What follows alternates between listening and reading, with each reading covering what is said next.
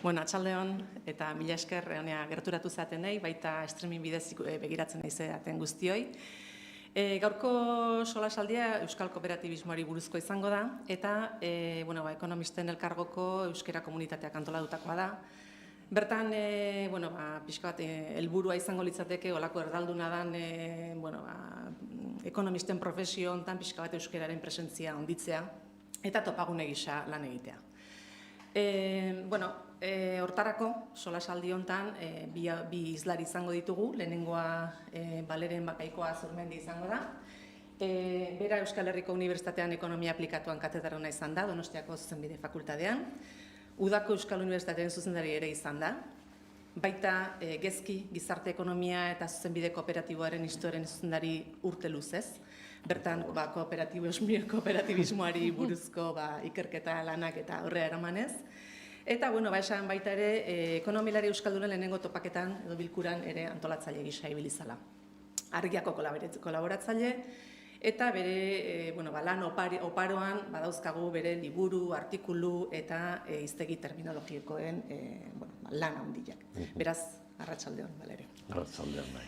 Ondoren, Beñat Irasuegi Ibarra dugu ere, bere LinkedIneko perfila begiratu dut, eta bertan bere burua ondela aurkezten du. Kooperatibista, kudeatzailea, bazkide sortzailea, estrategia analista eta proiektu bideratzailea.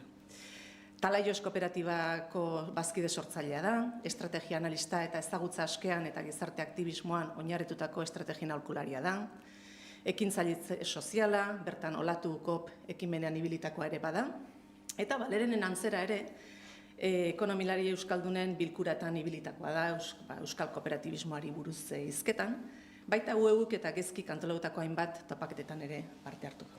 Beraz, arratsaldeon zuri ere. Arratsaldeon.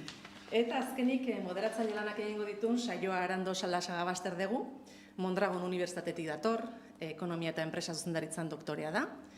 Kooperatiben kudeaketa eta gizarte ekonomia saileko kide eta hainbat arlo lankidetzapeko pertsonen eta enpresaritza zientifikoan koordinatzailea. Eta kooperatibei buruzko hainbat ekarpen ere egin ditu, bai argitalpen eta proiektuen bidez. Beraz, hemendik aurrea, lana zuena da, eta berriro ere mila esker deni etortzatik. Arratsaldeon eta eskerrik asko hiruroi egin diguzuen gonbidapenagatik. Gustora asko gatoz, zuekin gure reflexioa konpartitzera. Eta mahaiburu hau hasteko, ondo iruditzen baldin bazaizue, Balerenek eta Beñatek ponentzia txikitxo bat ekarri digute eta beraiekin hasiko gara. Lehenengo Balereneri emango dio hitza, berak kooperatibigintza tradizionalari buruzko irakurketa bat egingo digu. Aurrera, Balere. Bale. Eskerrik asko, konbitea luzatu diazuelako, hore bada ekonomilarien artean hemen gai ezagutzen dugun gaia honetaz mintzatzeko, ezta. Ñabardura txiki bat esan behar dut, praktika kooperatiboa ere badudala, zeren liceo bateko lehendakaria izan nintzen, liceo hori soziedade anonima zen eta bihurtu genuen kooperatiba. Izan zen Jose Miguel Barandiaran liceoa Donostian hor Santo Tomas liceoaren ondoan. Eta bat egin genuen gero, liceo hori horrek bat egin zuen, o bat egin genuen Zurriolako ikastolarekin, eta, eta Zurriola kooperatiba ere da. Nire gaiari helduta, ohiko kooperatibismoa, nola sortzen da? Lankidetza edo auzolana aspaldidanik izan da, baino formalki ez da ezagutu, forma ez zitzaion eman gaur egun kooperatibismoa bezala ezagutzen dugun horri 19. mendearen lehenengo hamarkada arte. Zergatik sortu zen kooperatibismoa edo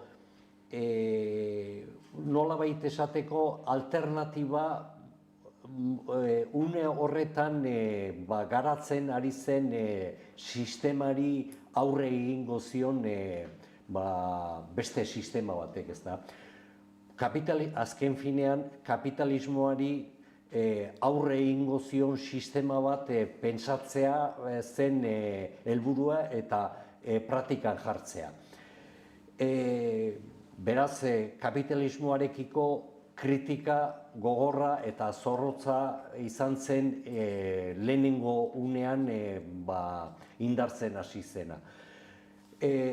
Intelektualak izan ziren, Bretainia handian, Inglaterran bati bat, Eskozian ere kapitalismoak indarra bazuen, baina bati bat Inglaterran sortu zen kapitalismoa, sortu edo garatu lehenengo bi iraultza industriala bertan eman ziren, eta begibistan ikusten zen, hasierako optimismoa sortu zuenetik gauzak okertzen ari zirela. Irakurtzen badugu Adam Smith oso optimista zen kapitalismoarekiko. David Ricardo ez zen hain optimista eta akats asko ikusten zizkion kapitalismoari. Ondoren etorriko dira beste intelektual batzuk eta horien artean aipatuko dut kooperatibismoarekin lotura daukana Robert Owen, eta horrek asmatu zituen, pentsatu zituen alternatiba batzuk sistema kapitalista ordezkatuko zuena. Eta izan ziren hiri erkidegoak edo erkidegoak non jendeak lan egingo zuen, biziko zen, hezkuntza jasoko zuen, eta bar, eta bar. Frantzian beste esperientzia bat, eskarmentu bat zegoen, eta hor Charles Fourier izan zen falasterioak bezala ezagutzen ditugun erkidegoak asmatu zituena. Azken finean, intelektual hauek sartzen dira sozialista utopikoen artean. Horiek Marxek horrela definitzen ditu, bera zen sozialismo zientifikoa garatuko zuena, zeren metodologi bat zehatu zuen, asmatu zuen, materialismo historikoa izango zena, eta berak ikusten zuen kapitalismoak muga batzu zituela eta iraupen mugatua ere zaukala. Eta horren ondoren garapena aurrera joan ala, sozialismora helduko ginela eta alternatiba izango zela zearena, kapitalismoarena. Utopikoak pentsatu zituzten erkidegoak nola antolatu, nola funtzionatu, baino kooperatibekin lotuta lehenengo formalketa emango zen Rochdaleko pioneroak edo aintzindariak izango ziren lehenengo kooperatiba sortuko zutena. Konsumo kooperatiba izango zen 1854ean, Marxek manifestua, Marxek eta Engelsek idatzi zuen, argitaratu zuen garaia ziren, eta Rochdaleko kooperatiba, konsumo kooperatibak gauza garrantzitsu bat egin zuen, burutu zuen. Eta da, printzipio batzuk finkatzea. 7 printzipio non enpresa demokratikoa izango zen kapitalismoan sortutako enpresak ditadurapekoak izango ziren, kapitaldunak aginduko zuen zer egin behar zuten langileak eta etekinak nola banatuko ziren, alokairua, plusbalioa eta abarren artean. Hori dagokionez, Marxek ere bere ideiak baditu kooperatibismoari buruz. Marxek ikusten zituen lan elkartuko kooperatibak sozialismoaren enpresa enbrioiak izango zirela azpimarratzen zuen. izango dira alde horretatik baliagarria bezala ikusten zituen, eta, bueno, ez ditu tratatzen inola ere konsumo kooperatibak eta etxe bizitza kooperatibak eta horrelakoak. Beraz, zegoen kezkatua nola antolatu behar ziren sozialismoan enpresak. Eta alde horretatik kooperatibismoa baliagarria izango zen. Bueno, Rochdalen finkatzen dira kooperatiben printzipioak eta beste urras bat ematen da urte batzu beranduago 1885ean Londresen non lehenengo nazioarteko kooperatiben aliantza sortuko zen. Eta hori izango da nolabait kooperatiben aingero guardakoa bezala, erlijio terminoak erabilita. Zaindari izango zen kooperatibak zein ziren eta ez ziren eta ze baldintza bete behar zituen azpimarratuko zituenak. Aliantza hori posible da, zen Frantzian jadanik mugimendua bat zegoen kooperatiban alde, batzuk erlijioarekin lotuta, Belgikan ere bai, orduan denak esperientzia guztiak batzen dira eta aliantza horretan zehatzen dira, gauzatzen dira. Aliantza hori dinamikoa da, egokitzen da denboraren poderioan kapitalismoa garatzen ari zen einean eguneratzen dira zea horiek, printzipio horiek, eta azken biltzarra, azken bilkura Manchesterren burutu zen 1900 urte beranduago, beraz 1985ean, eta hor finkatzen dira edo formulatzen dira 7 printzipio horiek gutxi gorabehera Rochdalen idatzi zienak, baino eguneratuak, eta horren inguruan balio batzuk ere bai. Kooperatiba bat ere ezin izan enpresa bat armagintzara dedikatuko zena. Edo baleak harrapatzeako kooperatiba sortu eta ingurumena eta inguruaren zuzentasuna ere izan behar zuen eta printzipio batzuk bete behar zituen, honestidadeaz gain, etika bat ere izan behar zuten bai enpresak eta bai kooperatibistak. Beraz, hor printzipioak eta balioak finkatzen dira. Bueno, hori dena kontutan izan da, Euskal Herrian, Euskal Herrira etorrita, esan behar da, kapitalismoa garatu ahala, badakizue, bigarren gerrate karlista bukatu zenean hemen izugarrizko jauzi ekonomikoa eman zen, industria meagintza bati bat garatu zen, eta hor hasi zen kapitalismo basati bat garatzen, eta ez bakarrik Ugazabek aberastasuna eskuratzen zuten enpresan langileak ustiatuta, baizik etxe bizitza lortzerakoan ere gerrikoa iztutu beharren aurkitzen ziren langileak eta konsumitzeko elikagaiak eskuratzerakoan ere, orduan horri erantzun bat emateko etxe bizitza kooperatibak sortzen hasten dira, konsumo kooperatibak ere sortzen hasten dira, 19. mendearen bukaeran eta jarraitzen dute 20. mendean garatuz.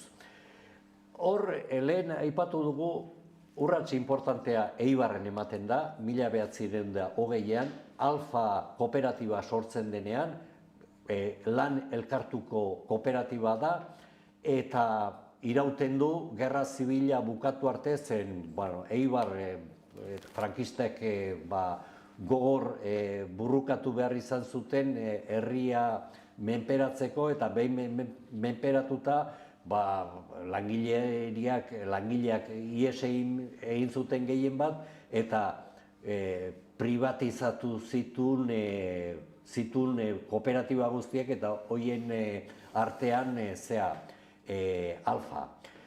Nafarroan ere sortzen dira, elizaren inguruan sortzen dira, kreditu kooperatiboak, nekazal kooperatiboak, oraindik funtzionatzen dutena batzuk, eta autonomi erkidegoa bezala ezagutzen dugun Euskal Herriaren zati honetan, urrats importantea emango du 1953an Arizmendiarreta apaiza Arrasatera joaten denean, eta han sortzen du eskola profesionala sortzen du, eta lehenengo urratsak ematen hasten da jendea prestatzen, eta hortik ere esan beharra dago espiritu hori prestakuntzariarekin lotuta oraindik mantentzen dela eta indarrean dagoela Mondragoiko mundu horretan, kooperatiba horretan, kooperatiben mundu horretan. Bestalde esan beharra dago, garai hartan edo sozialismo burokratikoa zegoen alde batetik, Sobiet Batasunak pil-pilean zegoen, indarrean zegoen, edo kapitalismo basatia. Orduan, nolabait esateko erdibide bat aurkitu nahi du, humanizatu nahi du lan mundua, eta horretarako kooperatibak izango dira enpresa egokiak. Urte batzuk beranduago, 1956an sortuko da lehenengo kooperatiba, Ulgor kooperatiba. Ulgorrek akronimo bada bost sortzailearenak, eta denak bost horiek izan ziren Arizmendiarretaren ondorengoak, bere ikasleak izan ziren. 3 urte beranduago laboral kutxa orain ezagutzen duguna, orduan kaja laboral zen, lankide aurrezkia zula uste dut izena zehartan, eta finantza munduan negozioak egiteaz gain, enpresaren kudeaketarako sekzio bat ere bazaukan, kooperatibak hobekiago kudeatuak izan zitezen. Guk euskal kooperatibismoa identifikatzen dugu zeakin Mondragoekin, baina ez da egia. Badaude beste esperientzia asko eta asko, hor fundizio batzuk Funtsan eta Durango aldean izan ziren, oraindik batzuk jarraitzen dute, kooperatiba nahiko handiak, Mondragoiko taldetik kanpo daudenak. Eta azpimarratu behar da ere, ikastolak sortu zirela elizaren babesean eta elkarte kultural bezala taula 60. hamarkadan, eta gero demoraren poderioan joan ziren batzuk kooperatibak bihurtzen, eta lege bat atea zen 2004an Maria Angeles Iztueta hezkuntza kontseilaria zenean, eta lege bat aterazun ahalbidetzeko elkarte kultural horiek personalidade juridikoa zuten ikastolak kooperatibak bilakatzeko.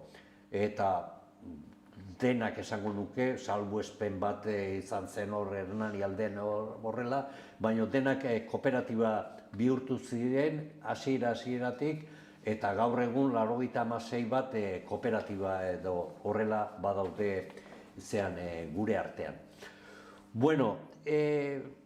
Kooperatibak handitu dira,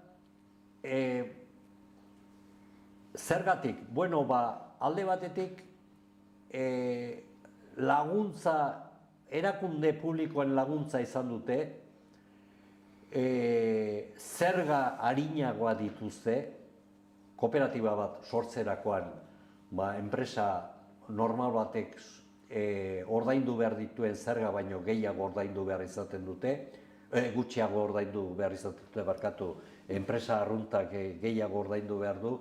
Gero, mozkinen gaineko edo soziadaden gaineko zerga ere apaltxeagoa izaten da, 18% kooperatiba txikia denean eta 20 handia denean, baina diferentzia dago gutxiago ordaintzen da, orduan abantailak izango dituzte, ikastolak ere abantailak dituzte, baina kooperatiba desegiterakoan ez da bazkideen artean ondarea ez da zorrak ordainduta gero, zorrak kitatuta gero geratzen den ondare garbia ez da banatzen zeanen artean, baizik gure kasuan kooperatiba, Euskadiko kooperatiben goren kontseilura dirua joten da, azken finean erakunde publikoa da, eta horrek diru hori ondarea likidatuta geratzen den dirua erabiliko du kooperatibak sustatzeko, formatzeko, berria sortzen laguntzeko, eta bar, eta bar. Orduan, gaur egun ikastolak eta hezkuntza sailan hor dabiltza sektore, zentro pribatuak, publikoak eta pribatuen artean kooperatibak ere sartzen dira, baina kontuz, eskola pribatuak oso diferenteak dira jabetzari dagokionez zearekin eskola pribatuekin alderatuta. Kooperatibak oso diferenteak dira, zen likidatzeakoan, desegiterakoan dirua ez du inorke poltsikora eramango. Aldiz, eskola pribatu batek desegiten denean, geratzen dena, ondarea, zatitzen da zearen artean. Bueno, eta denbora pasatu zait, arriskuak, kooperatibak handitu ala, geho, zertuko dugu, nik ikusten dut arriskua handia teknoestrukturan. Hor sortzen da klase bat, elite bat, eta horiek agintzen dute, eta orduan printzipioak esaten duna, kudeaketan bazkide guztiak eta horrelako puntu hori nahiko auzitan jar daiteke. Baina horrei buruz gero jarraituko dugu egin zaizue. Eskerrik asko Baleren, eman diozun ikuspegi orokor horregatik, egia esan nietzat beti plazer bada Baleren hizketan entzutea, bere jakintzaren kutsa zabaldu, eta beti dau konpartitzeko prest, betik ikasten dut zerbait berria.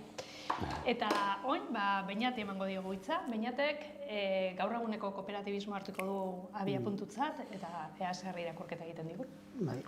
Baina, pixka lotura ingo dut Baleren komentatu duenarekin, guk Kofabrika izena dugun programa batean, formazioa ematen dugu, formazio kooperatiboa ematen dugu, kooperatiba sortu nahi dituzten, edo proiektu kolektiboa sortu nahi dituzten pertsonei, eta dola 4 urtetik, lankirekin eta gezkirekin egindako lanketatxo baten ondoren, ni hasi nintzen ematen historia kooperatiboaren modulotxo bat. Ordura arte ematen ez genuena, eta oso pertinentea iruditzen zaidana, eta uste dutena ere emaitza daukala azkenean, proiektu kooperatiboak edo proiektu kolektiboak, ekintzailtza kolektibotik proiektuak egitera doan jendeak ikusten duelako egiten doan hori ez dela txanpiñoi bat, ez dela bakarrik izaera individualetik ateatzen den asmo bat, baizik eta historian ere toki bat duela, eta nahi hori oso garrantzitsua iruditzen zait. Ni naiz ekonomista, hala ere plazerra da hemen egotea, banaizelako ekonomian zaletua, asko irakurria, baina nire irakurketa eklektikoetan denetik irakurriet eta oso modu ezberdinan, eta ni gehiago praktikatik nator, baina praktika horretatik ere saiatzen geha teoria egiten, uste ere legitimatu haukagulako egiten dugun horretatik zer egiten dugun esplikatzea. Baina ni kooperatibista bezala, LinkedIneko horretan kooperatibista bezala definitzen naiz, arlo ezberdinetan edo sektore edo gauza ezberdinak ditzaket, baina hori da nolait nire erdigunea, eta erdigune hori duela 10 urtetik da, zen lehenagotik beste enpresa klasikoagoan lana egindakoan ez, baina 10 urtetan desente ikasiet eta bizitzari zentzua emateko ere eremu bat aurkituet, eta momentu honetan praktikan nire kooperatiban kudeatzaia naiz kontseilu errektoreko kidea, olatuko interkooperazio sareko ere kontseiluko kidea naiz, Kofabrikako ere formazio ardurak dauzkat, Fiareko Gipuzkoako, Fiare Kooperatibako Gipuzkoako taldeko antolaketa taldeko kidea naiz, COP57ko kontseilu erretoreko kidea, eta Bibardoak kooperatibako kontseilu erretoreko kidea, ez? Esan kooperatibismoan ere, ez? Azkenean praktikan zaudenean ere, eta ardurak hartu behar dituzunean edo, ez? Proiektua sustatzean, ardura nolabait formalak edo ere hartu behar izaten direlako, eta hori da, ez? Niretzat ere balioetako bat, ez? Bazkide bezala, kooperatiba ezberdinetan, ardura gehiago edo gutxiago hartzeko gaitasuna dago. Beste 10 kooperatibetako bazkide naiz, baina besteetan ez daukat ardurari, besteetan naiz, edo kontsumitzailea, edo goienerren kontsumitzailea naiz, eta listo, ez? Adibidez, baina, bueno, hori garrantzitsua da. Naiz ekonomista, baina, ez? Nik kooperatibismoaren praktika bai lotu dut asko, hemen aipatuen Marxen, ez, ikuspegiarekin, Marxek ere idatzi zuelako, ez, naiz eta gero ez ikuspegi estatalistagoa edo eman zaion, baina bere oinarrizko idatzietan asko aipatzen du, oso ahaztua dagoen Polanyi zalea naiz, oso, eta uste edozein ekonomistak Euskal Herrian behintzat irakurri beharko lukela Polanyi. Berak nolabait mundu ikuspegi batetik sistematizatzen dulako, ez, hemen oso argi daukagun komunitarioa, herrigintzako espazio ekonomiko hori, ez, hau da dena ez da estatua edo enpresa edo pribatua, baizik eta, ez, gizartea regulatzen duen espazio oso importantea komunitatea, edo hemen herrigintza dituguna, ez, herrigintza izen gauza egin dira Euskal Herrian, edo ze importantea da, azkenean, estaturik ez daukagunean, ez, harrelako herrigintzako tresnak izatea, eta gero naiz oso zalea ere, ez, Azurmendirena, Azurmendik ere kooperatibismoaz asko idatzi dulako, tesi doktorala egin zuen, eta nik beti esaten dut, Arizmendiarretaren pentsamendua zenbat ote da Arizmendiarretarena eta zenbat Azurmendirena. Zenbera sistematizatu zuen benetan, ez, ikuspegi kooperatiboa, ez, Euskal ikuspegi kooperatiboa, eta berak azkeneko liburutako batean gizabere kooperatiboa izena duna, eta nolabait darwinismo sozialari aurre egiteko, ez, edo horri konfrontatzeko idatzitakoa, pixkat ayuda mutua, ez, Koprotkinen ayuda mutua liburuari jarraituz, lehenengo esaldia da, kooperatibismoa sozialismoa da, horrela hasten da liburua, ez, berak izugarrizko garrantzia ematen ziolako nolabait kooperatibismoari antolaketa primario bezala, ez, gero gauzak egiteko, bueno, gero lehenene komentatu duna komentatzeko. Hor kontua, hori ez, askotan historia kontatzen dugunean, eta neoliberalismoak eduki duen zeatakoa, tardatzetakoa beti izan da, esatea gaur egun bizi egun gizartea edo sistema ekonomikoa dela eduki ezakegun hoberena. Ez? Hori da, naiz eta bere kalteak izan, hau da daukagun hoberena. Ez? Eta pixkat, Fukuyamaren ideia hori ez, historia amaitu da, eta hori oso potentea da neoliberalismoaren barruan, nolabait dagona onartzera behartzen gaituelako, ez? Eta hortik kanpo, ez? Beste edozein marko imposiblea bihurtzen duelako neurri batean, ez? Kooperatibismoa da hildo historiko horietako bat erakusten diguna, ez historia ez dela amaitu, ondo aipatu gunez, historiak eduki duelako, bai Euskal Herrian eta bai munduan, eta horre esatea Euskal Herrian ez dela bereziak, Euskal Herrian kooperatibismoak hartzen ditula formatzu, baina mundu mailan oso, ez dakit nola esan, unibertsala den tresna bada, langileek sortutako tresnat unibertsala zen mundu osoan, bai industrializazioa ematen den momentuetan, edo langileen nolait egoera prekarizatuak daudenean edo beharrak dituztenean, egon da tendentzia kooperatibak sortzeko, gauza ezberdinetarako. Baina adibidez, pentsatu Euskal Herrian ez, kooperatibismoa, baina Zentroamerikara joan eta Zentroamerikan biztanleen ia uneko eguna da kooperatiba bateko bazkide. Zer daki horretaz, ni horretaz konturatu nintzen, pertsona migratuekin ez, lanean astean hemen Euskal Herrian eta formazio batzuk ematean eta, kooperatibismoa azalduko dizuegu, denak ziren, ez, kooperatibaren bateko bazkide, hemen ez daukatelako sarbideri kooperatibetan, hori beste kontua da, baina kooperatibismoa oso zabaldua dago. Euskal Herrian ere, ez gara bereziak, baina Euskal Herrian kooperatibismoak guk formazio horietan aipatzen dugu 5 olatu izan dituela Euskal Herrian. Eta hau oso garrantzitsua iruditzen zait, eta aipatu ditugu 5 horietatik 3, balerene moduren batera, lehenengo industrializazioak sortutakoa represioak mozten duena, hau da, frankismoak likidatu zuen lehenengo olatu kooperatiboa. Euskal Herrian 800 kooperatiba inguru zeuden Gerra Zibilaren aurretik eta gero 0, edo ia 0, zene mantendu ziren tokiko oligarkiek zehatuta, kontrolatuta. Gero dago Mondragoneko esperientzia, oso interesgarria, gaur egun arte iraunduna bere ziklo ezberdinekin. Gero dago guk euskalgintzaren olatua deitzen dioguna, hau da, 60-70 hamarkadetan euskeraz bizitzeko, nolabaiteko, iraultza kulturala ematen den momentu horretan, euskeraz bizitzeko ez estatuak, ez merkatuak ez zituen ematen tresnak, orduan zer egin zen? Sortu ziren tresna ekonomikoak, kulturalak, euskeraz bizializateko ikastolak, gau eskolak, gero AEK bihurtu zena, AEK kooperatiba da, gaur egun, editorialak, prentsa, baliabide guzti horiek, forma kooperatibotan edo ez, baina ekonomia sozialaren bueltan gehienak, nolait, ere, pultsio behar batetik abiatzen dira, ez?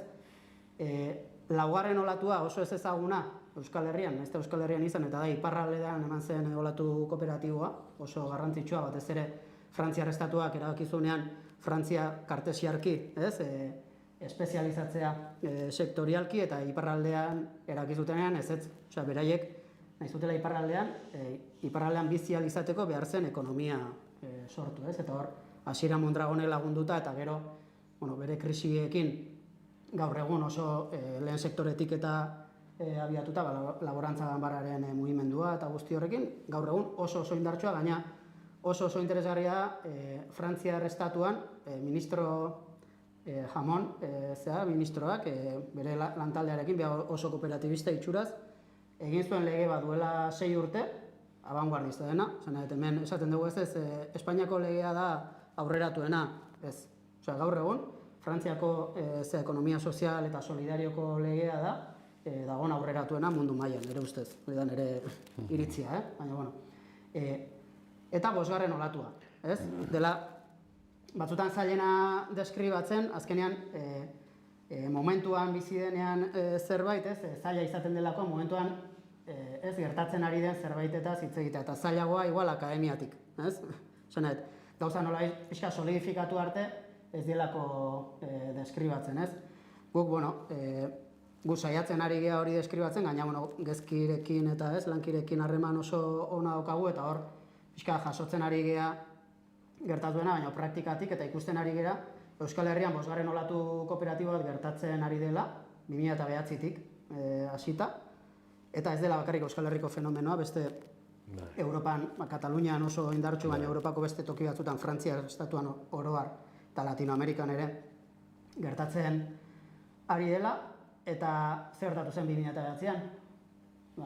Krisi finantzieroa, finantza krisia deitzen dena, baina benetan agian krisi sakonago baten, lehenengo hasierarena, nire ustez gaur egun oraindik mantentzen dena, krisi ekosoziala edo deitu daitekeena, nik uste etorkizunean horrelako epeluzeko krisi bat bezala ikusiko da, baina nola barruan gauden, oraindik ere pixkat inbisiblea da, eta hor sortzen da 5. olatua. Euskal Herriko olatu kooperatiboek oinarrian beti daukate edo krisi bat edo behar oso sakon bat. Horregatik ere, beti esaten da, kooperatibismoa kontraziklikoa dela.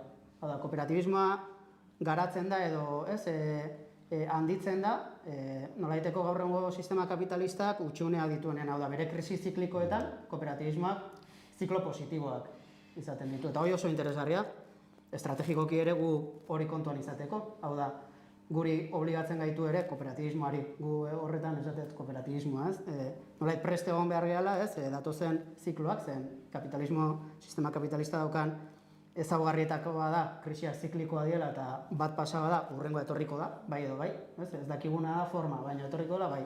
Orduan, horretarako prest egon behar dugula, kooperatibismotik, azkenean kooperatibetatik egiten dugulako, langileen eta herritarren bizi modua edo, bizitzeko behar materialak modu batera edo bestera erantzun, Eta hor kokatzen dugu 5. olatu kooperatiboa, eta 5. olatu kooperatibo honek ze ezaugarri ditu, ez? Nolabait definitzen dituena bada, teoria marxistan, ez? Eta kooperatibismoaren teorian, kooperatibismoak beti izan du nolabait lana eta kapitalaren konfrontazio horretan, ez? Lanaren zentralitatea bilatzen duen nolabait sistema ekonomiko bat edo tresnak sortzea, ez? Gaur egun planteatzen du bai, hori konfrontazio horrek zentrala izaten jarraitzen du, baina oraindik mundu sistema honetan konfrontazio oraindik oinarrizkoago batera iristen, eta da bizitza eta kapitalaren arteko talka, ez? Hau da, kapitalismoa ari da egiten bizitza imposiblea, eta bizitza ulertuta bai pertsonen bizitza bera, ez? Bizi baldintzak, edukitzak eguna, prekarizazioa, eta horrekin lotutako guztia, baina baita ere munduan bizitzarekin, ez, hau da, ekologiarekin ikusteko dauna, ez? Hor aldaketa klimatikoa, ez? Krisi ekologikoa ikusten ari garena ere, baliabide mugatua dituen mundu batean, baliabide mugarik gabeko baliabideak izango balitu bezala funtzionatzen ari den sistematean gaudelako. Orduan, hor, konfrontazio horretan nolabait bizitzaren desarrollorako, garapenerako behar den tresnak sortu beharko lituzke kooperatibismoak, ez? Eta hor, asko edan du, eta nondik edaten du bosgarren olatu kooperatibo honek, eta hor, ere ekonomia sozial eraldatzailea gu deitzen dioguna, edo ekonomia solidarioak, ez, eraldatzailea, hor dago, hendik debate terminologiko bat, guk ekonomia sozial eraldatzailea terminoa asmatu egin genuen duela 10 urte, esan dezakegu, ez, gaur egun erabiltzen dugu zerbait termino politiko bezala esango nuke, baina asmatu egin genuen, eraki genuen, behar genuela termino bat gure eredu ekonomikoa ero definitzeko. Gero, gure kooperatiban badago Oskar García Jurado izeneko lankide bat, ekonomista dena bera bai, eta berak esaten du ez. Ondo dago abizena jartzea balako solasaldietarako eta, ez, nolait markoa jartzeko, baina guk ekonomia hitz egin behar dugu, ez? Guk egiten duguna da ekonomia, bere balioekin, helburua ez duena benefizioak maximizatzea, baizik eta herritarrek beraien bizitzak modu duinean garatu ahal izatea, baina ekonomia egiten dugu. Ekonomia eredu hori garatzekoan edaten dugu ekonomia solidarioaren, iturritik, baina azken urtetan bereziki ekonomia ekologistaren ikuspegitik, hau da, rekurtso amaigabeen logika horretatik puskatzeit, eta esango nuke bereziki ekonomia feministaren ikuspegitik, non lanaren konzeptua bera zentralitatera eramaten den, baina lanaren ikuspegi integral bat. Lana ez da lana salariatua, enplegua, baizik eta lana da, gizakiok gure bizitzak posible egiteko egiten dugun aktibitate oro. Hor daude, ordaindugabeko lanak, zaintza lanak, lan voluntarioa, lana salariatua, guzti hori da lana. Eta hori zentroan jartzea. Hor, nik uste kooperatibismoa ekonomiaz hitz egiten dugunean, hasieran esan da kooperatibismoa formulatu horretik ekonomia morala, bada konzeptu bat oso interesgarria, oso gutxi hitz egiten dena, esango nuke, Thomsonek eta landutakoa, baina nik uste kooperatibismoa da ekonomia moralak gaur daukan tresna importantena. Eta ekonomia morala da, herritarrek bizi ahal izateko, garatu behar duten praktika eta etika ekonomikoa. Euskal Herriko 5. olatuak ere bi ardaz ditu. Eta honekin pasatzen naiz zera eta gero galderetan garatuko dugu. 5. olatu kooperatiboak bi eremu ditu. Bat, nolabait, gure bizitzetan, gu bizi ahal izateko behar ditugun baliabideak emango dizkiguten antolaketa kooperatiboak, hau dator igual gehiago kooperatibismo anglosajoietik, kontsumo kooperatiben mundu guzti hori, hau da, energia behar dugu, guazen kooperatiba sortzea, elikadura behar dugu, guazen kooperatiba sortzea, telekomunikazioak eta internet behar dugu, guazen kooperatiboki egitera, finantzak behar ditu, kooperatiba sortu itzagun, hau da, gure bizitzarako behar ditugun baliabide guztiak modu kolektiboan eta kooperatiboan sortu eta antolatzea. Hori da, hildo bat. Baina bestea, euskal kooperatibismoarekin eta hemengo etika, lanaren etikarekin igual oso lotura daukana da, lan elkartuko kooperatiben hildoa. Eta lehen esan de 2009an frogatuta dago, bosgarren olatu kooperatiba sortzen hasi zela. Esan pasa zen Euskal Herrian urtean 100 kooperatiba egitetik, 2009ko krisiaren urtean, ja 300 kooperatiba inguru sortu ziren urtero. Eta tasa hori gaur egun arte mantendu da. Osea, ez da izan igo zen eta gero berriro bueltatu da. Gaur egun urtean Euskal Herrian 300 kooperatiba inguru sortzen dira. Gehiena lan elkartukoak. Hori da ere Euskal Herriko kooperatibismoaren ezaugarrietako bat, ez dena munduan orokorra. Munduan gehienak kontsumo edo ez bestelako kooperatiba dira. Euskal Herrian lan elkartuko kooperatiba gu normaltzat ematen duguna ez da hain normala, ez? Eta hemen bosgarren olatu horretan ematen da ere hori gero eta jende gehiago dago bere ezagutzatik, bere lan gaitasunetik erabakitzen duena bere lanaren jabe egitea. Hau da, nolabait gaur egungo sistema, edo merkatu laboralak edo sistema ekonomikoak ez du ematen, garai batean ematen zuen nolabaiteko ascensore sozialaren ideia, ez? Nolabait ikasketak egiten baituzu eta lana lortzen baduzu, lan hobea, eta hortik gainera, ez? Beti nolabait goraka joateko aukera. Gaur egun hori puskatu da. Eta nik uste nire generazioan hasten da hori nabarmena egiten, gaur egungo gazte generazioetan oso nabarmena da, lanen prekarizazioa oso handia da, eta nolabait zure gurasoa baina okerrago biziko zean ideia hori oso barneratua ari da zabaltzen jende gaztearen artean egia delako. Baina errelatuak segitzen du izaten lehengoa. Ikasi, lan on lortu eta zure bizitza proiektua hor eraiki. Hori errealitatean materialki puskatu den ibilbide bat. Hor, kooperatibismoak badauka igual ere bizitza proiektuak sortzeko tresna bezala bizitza proiektu egietarako nolabaiteko garapen pertsonal eta laboral eta sozialerako tresna izateko gaitasuna ere. Hori gertatzen ari da ere nolabait jendearen aspirazioetan. Eta horregatik ere kooperatibismoak neurri batean 2009tik honea hartzen ari duen indar berria. Hori eta gero sartuko naiz beste kontuetan. Eskerrik asko. Meritokrazia. Ondo iruditzen baldin bazaizue, nik galderatxo batzuk ekarri ditut, danon artean Euskal Kooperatibismoari buruz hausnartzen jarraitzeko. Eta niretzat oso importantia da lehen, beinatek plazaratu dauen ideia bat, ez? Nik uste dut, kooperatibismo tradizionaletik gaur eguneko kooperatibismoaren arteko zubi hori eraikitzea oso garrantzitsua dela ikuspegi orokor bat izan dezagun, ez? Eta pixkat eraikitze lan hori egin izateko pare bat galdera ekarri dutzuet. Lehena, zuen ustetan zein ezaugarrik baimendu dute Euskal Kooperatibismoaren bizi iraupena? Ez da nor nahi dagoena hastia? Baleren, baina? Baleren. Bueno, ez dakit, galdera errexe egiten dira, hori amezketarak esaten zuen, galderak errexa dira, erantzunak zaila. Bueno, nik uste aurrera egin dutela hemengo kooperatibak, hor sortu direlako elkartasun gune batzuk. Adibidez, ikastolak kooperatiba dira, eta beraien artean sortu dute elkartasun, solidaridade,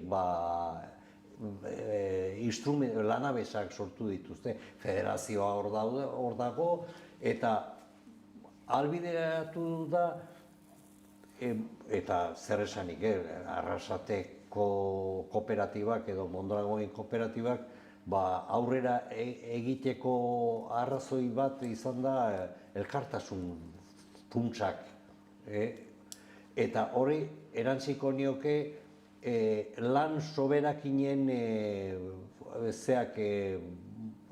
birkokatzeak ere asko lagundu dula bizia iraupen horretan. Nik uste bi elementu horiek, bi funts horiek azpimarratuko nituzkenak dira.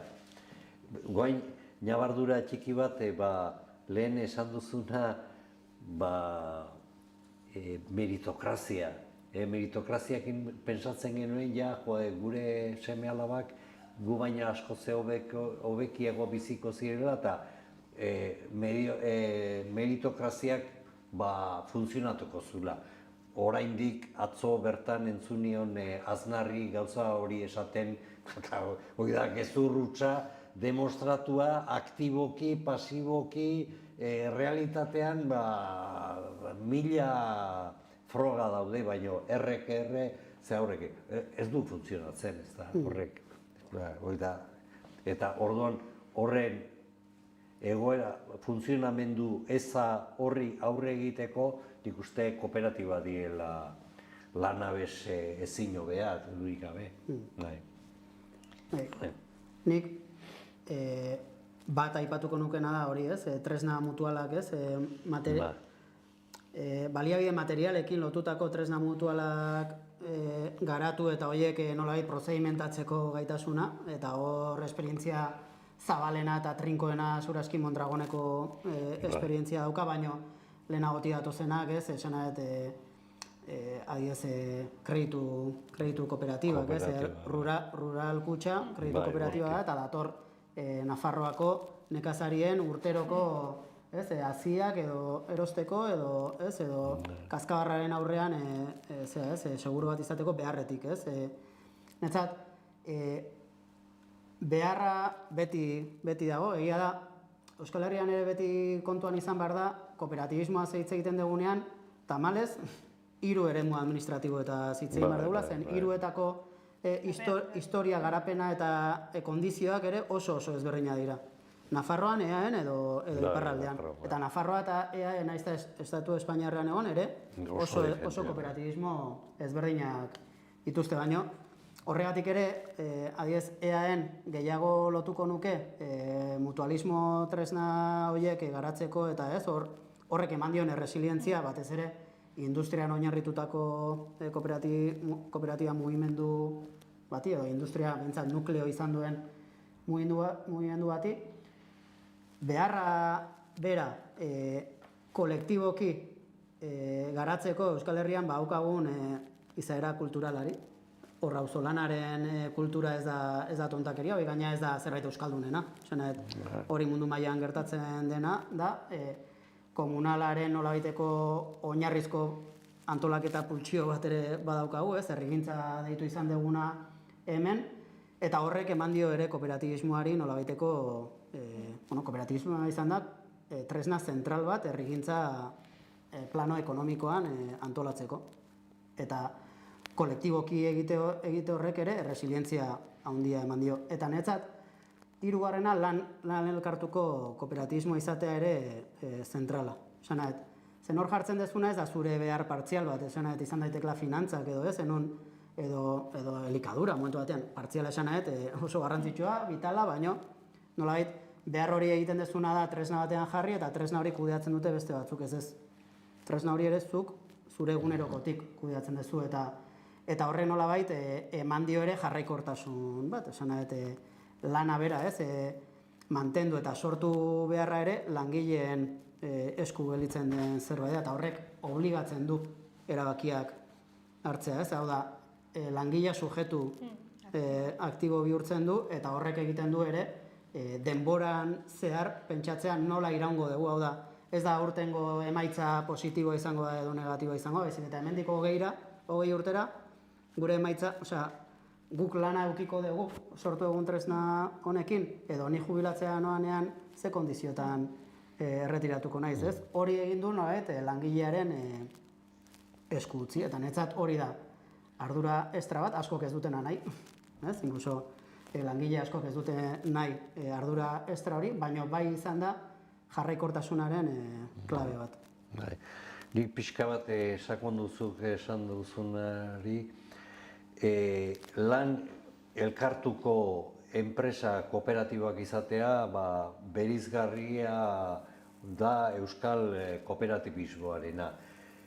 Hain zuzen, eta hori ere azpimarratu behar da, munduan zehar konsumo kooperatibak dira konsumitzaileek sortzen duten kooperatiba. Hemen aldiz eroski da langileek sortzen duten kooperatiba eta laboral kutxa ere langileen sortutako kooperatiba da eta hori azpimarratu behar da Euskal Herriak munduari egiten dion ekarpen importantea dela.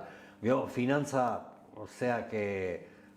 kooperatibak erraldoia badaude, erraldoiari buruz ere zerbait esan beharko genuke, Desjardins Quebecen izugarrizko finantza kooperatiba da, baina bezeroak beraiek sortutakoa, langilea dira, langile kontratatuak bere konbenio hitzarmenarekin eta hori ez da gertatzen eroskin eta laboral kutxan. Hori da, eta unibertsitateare horrela duzu, alde horretatik nik uste hori ekarpen importantea da, munduari egiten dieguna, jesuiten konpainia ekarri genuen bezala euskaldunok, zentzu positiboan kooperatibaren azpimarratuko nuke. Ez dakit aipatu dituzuen hiru kontzeptu hauek, hiru ideia hauek, elkartasun gunearena, lan elkartuko kooperatibena, hauek izan daitezken kooperatibismo tradizional horretatik mantendu gureko zeukien hiru ezaugarri. Ez dakit beste zerbait mantendu nahiko zenuketen, etorkizuneko kooperatiba gintza edo kooperatibismo mugimendu hori hobeto garatu dadin. Ez dakit zerbait etzen duten errepikatuko, zerbait kooperatibek ere zerbait gaizki egin duzuten? Bueno, nik zure bainarekin azpimarratuko nuke eta ez nuke errepikatuko noraino nik sinisten nuen garai batean, gazteagoaren nintzenean, beraz duela urte asko, langileen kapital ekarpenak gai izango zirela kapital jaun eta jabe izan diren enpresakin lehiatzeko gai izango zirela. Baina nik uste Arrasateko kooperatibak saiakera hori egin dute eta nik uste porrota handia izan dela zen Fagor adibidez, Fagorrek ikerketan eta garapenean egiten zuen inbertsioa oso importantea, urtean 40 milioi edo 40-60 milioien artean, eta aldiz bere lehiakideak 250 milioi egiten zuten, ezta? Hori da adierazgarrietako bat. Orduan, kooperatibak nik uste aurkitu behar dutela nitxo bat non multinazionalekin ez duten lehiatuko.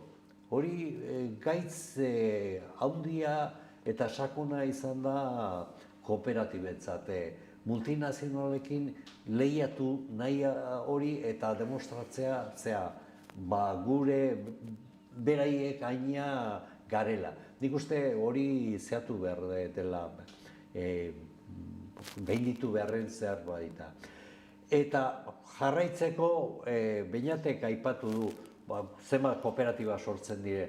Hor badago lanabes bat, Elkarlan izena duena, kooperatiben kontseiluantik sortutakoa, soberakinak kooperatiba bat desegiten denean edo eraldatzen denean kooperatiba batzuk esea bihurtu bai dira eta orduan ere beraien likidatzerakoan beren zatia utzi behar dute gobernuaren esku, hain zuzen gure kasuan konseiluaren esku.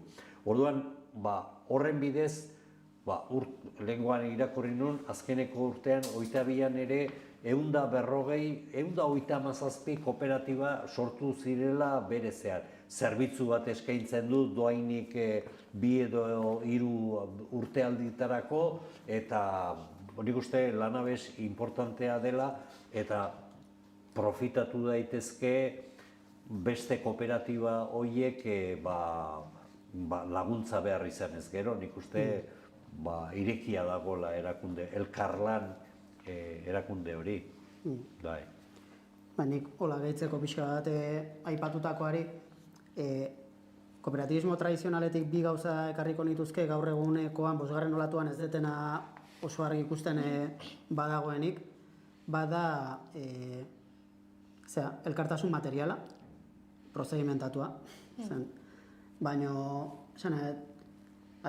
Mondragone daukan irabazien berbanaketa sistema hori iruditzen zaitena despolitizatua dagoela, kritika bat horrez, iruditzen zait nolait izaera politikoa, horre daukan garrantzia galdu dela eta nolait prozedimentuak babesten du, erakiogu eta prozedimentatua orduan egiten da.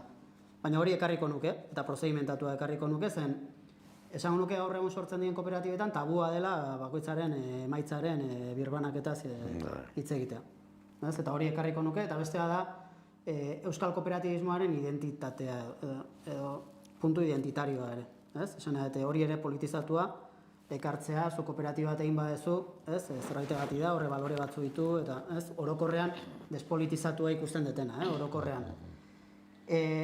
Eta zer ez nuken errepikatuko, bada internazionalizazio eredua.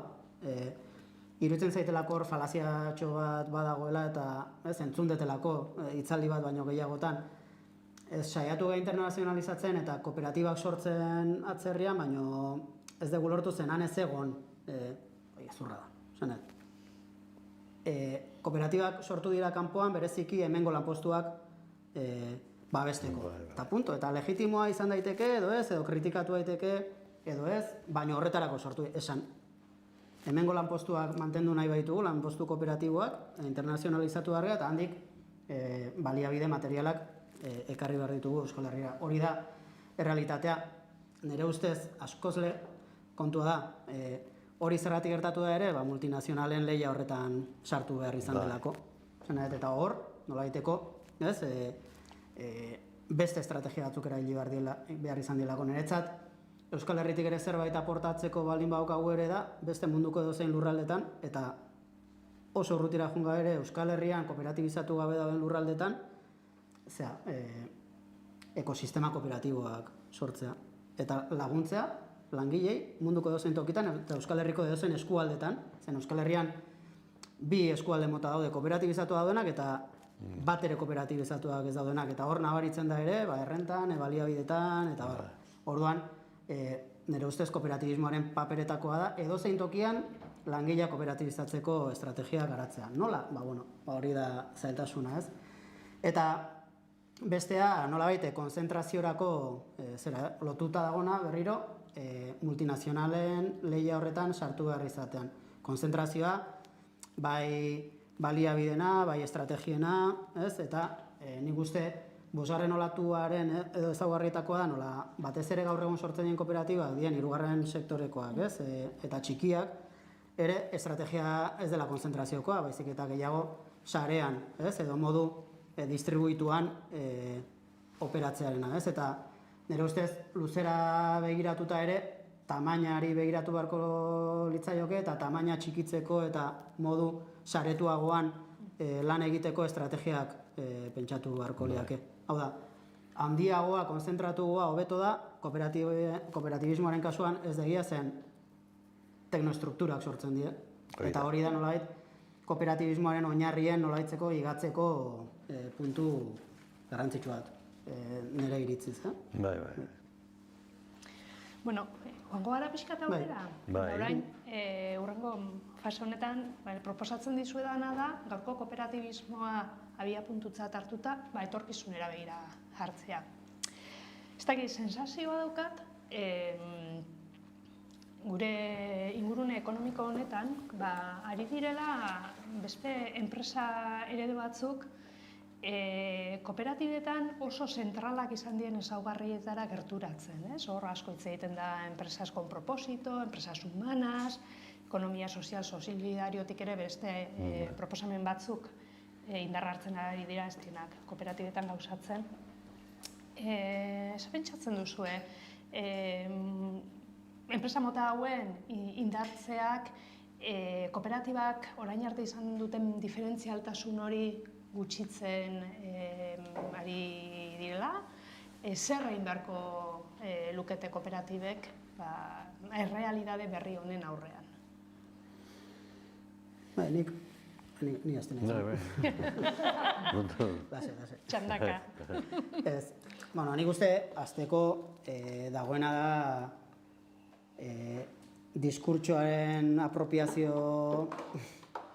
estrategia nabarmen bat, eta gero konzeptu batzuen ustutzea, ez? Ni pertsonalki responsabilidad sozial korporatiba hitz egiten denean, eta horrelako kontzeptuetaz ni, iruditzen zai dela kapitalismoaren urrengo moldaketa, ez? Gaur egun ja ez delako onargarria hainbat gauza egitea, nahiz eta gero egiten diren, ez? Baina beste modu batera, edo hirugarren herrialdetan, ez? Eta bar. Nahi ez nau bereziki kezkatzen horrek, hau da, hobe, esan enpresa kapitalista edo irabazi asmoa bakarrik, ez? Edo irabazi maximizazioa helburu duten enpresek beharrezko ikusten badute ekonomia sozialaren diskurtsoa apropiatzea, zergaitegatik da. Bat, gizarteak hori eskatu ezakelako, inkluso funtzionatzeko eta legitimoak izateko behar dutelako, edo inkluso nik ikusi izan detena, eta da funtzionatzeko efizienteagoa delako. Zen askotan ekonomia sozialari atxakatzen zaigu ez efizientzia, eta ni beti esaten ez efizienteak ez bi aldiz efizienteak gea. Zen guk ez dugu, ez dakit, kanpoko helburu simple baterako lan egiten, guk egiten dugu lana gure bizitzako betzeko, arlo produktibo bat lantzeko eta gainera gure lurraldean ere bizi baldintza onak lortzeko. Orduan, bi aldiz efizienteak izan behar dugu bakarrik, gure helburu bakarra ez dela efizientea izatea, urteko helburu ekonomikoa lortzeko. Baina, situazio horretan, hau da, gure nolai praktikak eta diskurtsoak behar badituzten, ni nahiago diskurtsoa baino gure praktikak imitatzen hastea, zen horrek esan nahiko luke, gure praktikak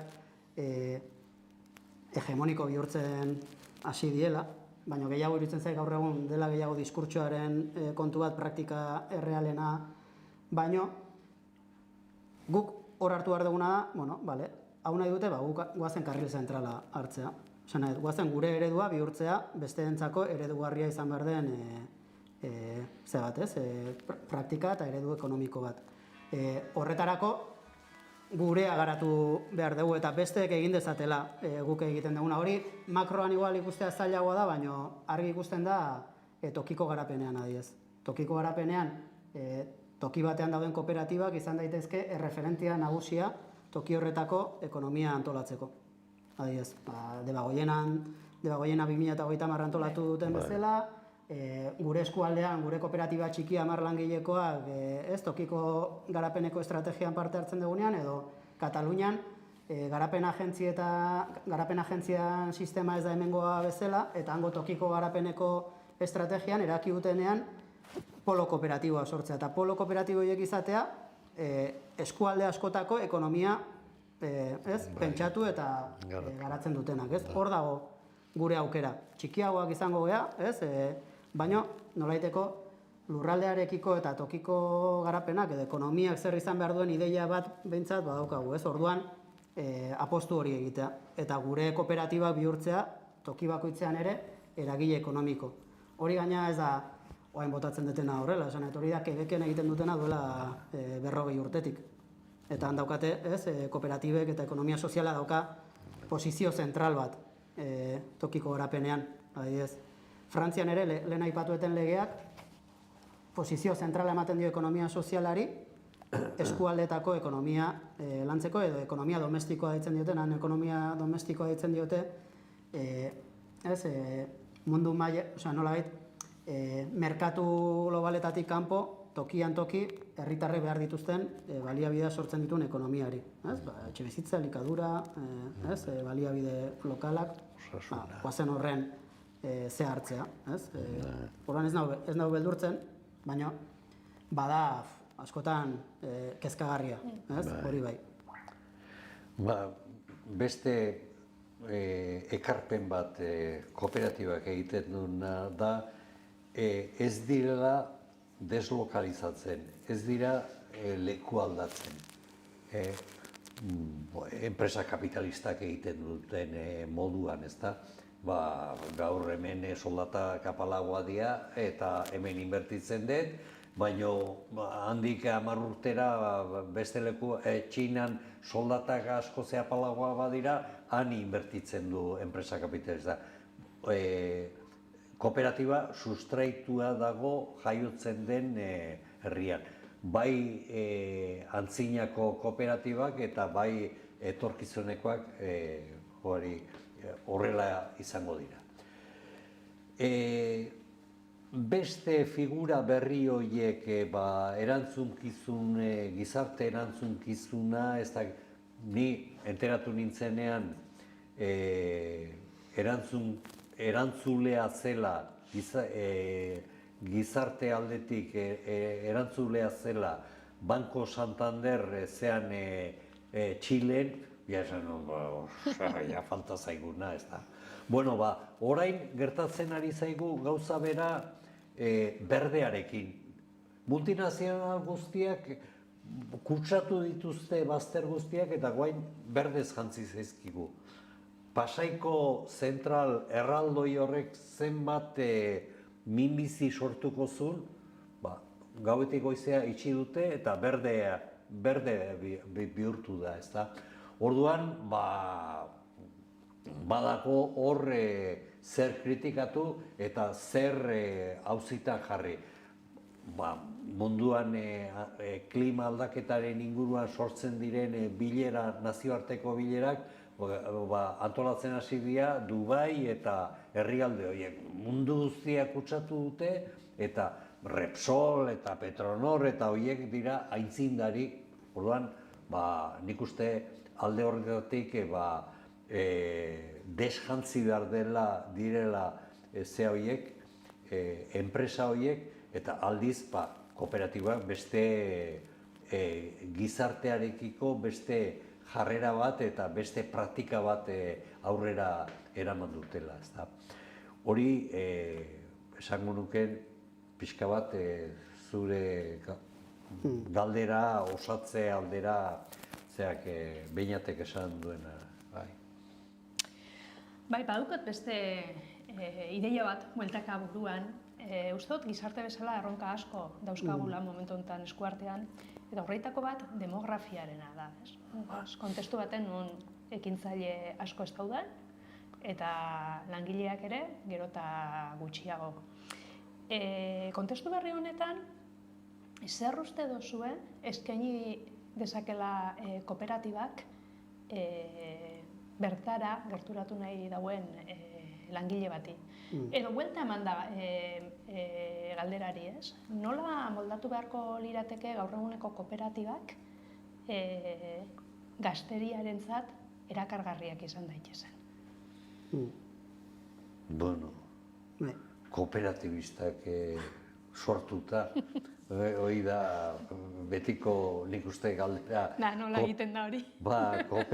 Kooperatibista sortu behar ditugu, hezkuntzan bidez edo, ez dakit, praktika erakutsiz eta ikus dezatela ze aukerak eskaintzen dituen gure sistema honek. Gizartea beste gauza bat da, gure sistema zer eskaintzen du, baina hori txikitatik hasi beharko litzatekeen zea bat da. Liburu zuriaren antzeko bat zehatu zuten ikastolak, Maria Angeles Iztueta kontseilaria zenean,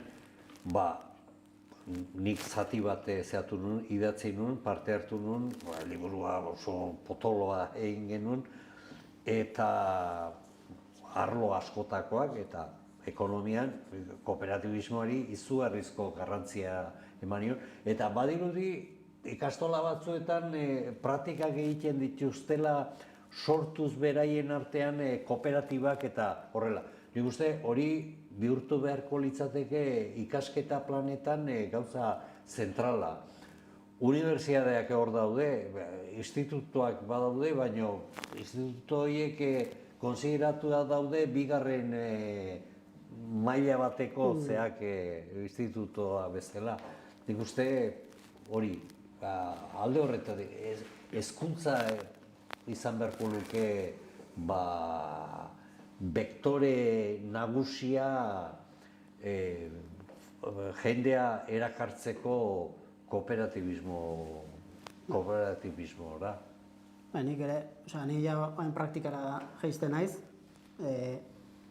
hontan lan egiten detelako, bereziki, eta bi hildo, eta gaina uste posible dela, bai gaztei, bai gaur datozen erronken aurrean gizartea kooperatibizatza posible dela pentsatzen dut, baina iruditzen zait alde batetik -10etik azten gehala, zen iruditzen zait Euskal Herria izan da munduko lurralde kooperatibizatuenetako bat, edo kooperatiba gehien dituena, reprodukzio kooperatiboa etenda dago.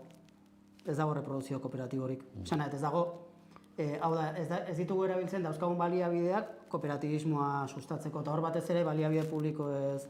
Ari naiz, batez ere hezkuntzan zentratuta. Hezkuntzan kooperatibismoa ez da existitzen edo anekdotikoa da. Eremu guztietan, aurretatik hasita institutora, formazio profesionalean ez dago kooperatibismorik apenas, eta hori da tristea zen, nik uste Euskal Herrian nunbaitetik ate beharko balu kooperatibismo berriak lanbide heziketatik izan beharko luke eta praktikatik, eta unibertsitatean ere anekdotikoa, eta enpresa eta ekonomiako arloetan esango nuke oraindik gutxiago. Situazioa oso txarra da ikuspegi horretatik, baina zentralitatea hezkuntzan dago, eta hezkuntza sistema ere kooperatibismoa ardatz printzipal bihurtzea, eta nik uste badago nahikoa ekosistema kooperatibo eta material, empresarial, eta ikuspegi politikoa, esango nuke ere badagola, hori gauzatu ahal izateko baino ez da egiten. Zergatik, hor analiziatu beharko gu, eta horra egea batzuk, gure esfortzuetatik hori sustatu nahi. Nik historia kooperatiboa kontatzen detenean eta Mondragonen kontatzen detenean hor daude 15 urte gris. 15 urte gris horiek formazio urteak dira. Mondragon ez da sortzen, ez da milagro batetik. Sortzen dute langileek, formatzen egon dielako urte askotan. Eta hortaz konturatu beharko nuke eta gure eremu guztietan sartu, baino inkluso ikusten dugu ekintzailetza zeatan eta horregatik sortu genuen bere garaianko fabrikare, ikusten genuen ekintzailetza prozesuetan kooperatibismoa desagertuta zegoela. Gu gure kooperatiba sortzeko ez genuen laguntzarik izan. Elkarlan dago, baina elkarlanek egiten duen papera da estatutua sortu eta juridikoki landu beharrezko lan bat. Baina horretik behar den formazio eta proiektuaren garapen guztia. Orduan, netza zentrala eta lehenengoa hori jarriko nuke, eta bestea batez ere erronka demografikoari lotuta, baina ez behin beste gaztetasun heldu zerretatik baizik, eta Euskal Herrian, Euskal Herriko territorioaren 60% despoblamendu arazoetan dago, gaur egun, 60%. Eta 40% ez, 40%ek despoblamendu arazoa ditu, eta gu duela 4 urtetik adiezaigea Nafarroko gobernuarekin Pirineotan planteatzen. Nola indezakegu despoblamenduaren aurrean, despoblamentua sortzen dute bat arrakala generazionalak, baina bestea da zerbitzu faltak. Bi komponente nagusiak. Nola ingo dugu, ekonomia soziala edo kooperatibismoa izateko tresna bat despoblamenduaren kontra, eta horretan ari gea, eta uste dugu ez bakarrik despoblamenduaren kasuan, baizik eta margenetara gelditzen dien eremuak kooperatibizatzeko gaitasuna baldin daukagu, eta margenetara gelditzen dien eremua die landa eremua, Pirineoak nabarmen, baino dira etxeetan interna bezala lan egiten duten emakume migratuak, dira bizikletekin, globoko poltsatekin lan egiten duten langile prekarizatuak, eremu horiek kooperatibizatzeko gai bagea edo kooperatibismoa jartzen badugu tresna bezala, eremu horiek beraien lana eta beraien bizitzak duintzeko, iruditzen zait hor daukagula erantzun bat. Zanet, okerren daukanari ematen badiogu tresna bat bere bizitza duintzeko eta hori kooperatibismoa baldin bada, uste hor daukagula irazita etorkizuna. Zanet, guk hori ikusten dugu Pirineotan ari ez. Pirineotan lanaren 98% uste autonomoa da, lan autonomoa. Han langabeziarik apenas dago. Egoera da, zero langabeziako egoera bat. Jendea Iruñara joten bada, ikasketengatik, edo zerbitzua berritulako, batez ere osasun zerbitzuak. Baina langabeziarik ez dago, baina lan gehiena autonomoa da. Lan autonomoa oso prekarioa da orokorrean. Zen, dena inbarezuzu, zure kabuz, baliabide guztia lortu behar dituzu, hau zen, autonomoen kooperatiba sortzeko gutxinez baliabidea konpartitzeko, baliabide materiala konpartitzeko, eta horretan ari gea, baina bertan sujetua sortuz, bertan hori sustatuko dugun jendea sortuz, daramagula urte eta lehenengo 3 urteak izan dira formazioko urteak Pirineotan. Eta aurten hasi ja forma ematen o proiektuak sortzen, ez? Prozesu hauek luzea dira eta gure gizartearen logikan ez dago ikuspegiri prozesu luzei, ez, tokia emateko. Eta nork egiten du hori, ez? Bueno, Nafarroan sortez, dago departamentu bat, proiektos estrategikos izena duna, eta daukana mandatu bat dela Pirineotan despoblamentuarekin bukatzea. Eta hori da, erronka bat, arazo baten aurrean, baina oportunidade bat ere kooperatibismoarentzat. Baina, desgraziz, txikitatik hasten die gure ikasleak, azkenean formakuntza guztia enpresa kapitalistara zuzenduak. Ekonomia ikasten baduzu, ekonomia edo enpresaren ekonomia, enpresa kapitalista gidatzeko edo zuzentzeko ikasketak. Zuzenbidea ikasten baduzu, dena enpresa kapitalistak dira aztertzen dienak. Kooperatibismoa irakaslea militante puntu bat badauka, sartuko du izkutuan edo zeharka kooperatibak existitzen direla, baino ez da zentrala. Ez da, gure formakuntza guztia da enpresa, eta enpresariak guandik kritikatu egiten dituzte ikasketa planak, dena zuentzako zuzendua dago. Kooperatiba, bakoitza bere bizimodu duina aurrera eramateko, inor ez da kezkatzen, ez da formakuntza hori ematen. Oso interesgarria. Guk zeo zer egiten dugu, baina guri tokatzen zaigu. Bueno. Bainik ez dut esanik egiten, baizik eta oso minorizatua dago, eta orduan invisiblea da, ez? Ikusten dugu. Guk dagoenarekin, Euskal Herrian dagoenarekin, esango nuke eremu gehienekin harremanen badaukagu. Gu gehan txikiaekin, horrek esan nahi du ez dagoela asko, ez? Eta ze esfortzu egin behar den, horretarako. Bueno, egia esan, ekonomisten elkargoko komunitatetik galdera batzuk iritsi zaizkigu, eta, bueno, kooperatibismoari eta elkarkidetasunari buruz hitz egiten ari garen, uste dut, iritsi dien galdera horrei espazio bat egitea ere, zilegia dela. Orduan, publikoak, lehenago edo orain streamingen bitartez, bidali dizkiguten galderak luzatuko dizkizuet. Eta lehenarekin egia esan, oso identifikatuta sentitu naiz, eta orduan priorizatzea pentsatu dut. Emakumearen papela kooperatibetan. Zein izen da, eta gaur egunean ze hausnarketa egiten duzuen. Rosedaleko pioneroen argazkia, famosoa da, baina argazkia hartzen badezu, ez dago emakume bat ere, eta pentsatzen dut egongo ziela emakumeak, inkluso Rosedaleko kooperatiba horren antolaketan edo egunerokoan egongo ziren seguro. Bai kooperatiban bertan edo bai kooperatiba sustengatzen, hor gainera ez, Euskal Herriko industrian eta ez, ekonomian emakumeak lan hain dute ere industrian hasieratik, baina nolabait ere oso invisibilizatua izan da. Ni errenteriakoa naiz eta errenterian langile gehienak emakumezkoak ziren industrian, baina ez, errelatoa ez da hori.